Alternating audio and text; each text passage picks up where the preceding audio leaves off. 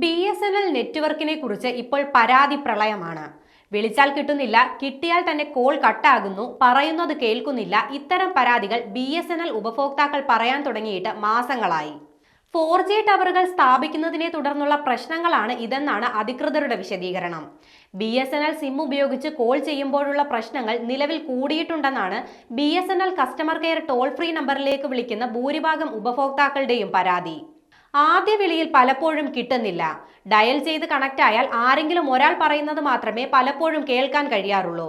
ചിലപ്പോൾ വിളിക്കുന്ന നമ്പർ നിലവിലില്ല എന്ന് കേൾക്കാമെന്നും പരാതികൾ ഉയരുന്നുണ്ട്. കൂടാതെ ഒരു കോൾ വരുമ്പോൾ അത് സേവ് ചെയ്ത നമ്പർ ആണെങ്കിൽ പോലും പേരുകൾ കാണിക്കാതെ നമ്പർ മാത്രം വരുന്നു എന്നും ഉപഭോക്താക്കൾ പരാതി ഉന്നയിക്കുന്നുണ്ട്.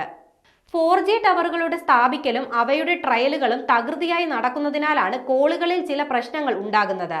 തദ്ദേശീയമായി വികസിപ്പിച്ച 4G സാങ്കേതിക വിദ്യയിലുള്ള സംവിധാനമാണ് സ്ഥാപിച്ചുകൊണ്ടിരിക്കുന്നത്. ഡാറ്റ കൺസൾട്ടൻസി സർവീസ് സോഫ്റ്റ്വെയറും തേജസ് എന്ന കമ്പനി ഉപകരണങ്ങളും തദ്ദേശീയമായി ഉണ്ടാക്കിയതാണ് സ്ഥാപിച്ചുകൊണ്ടിരിക്കുന്നത്.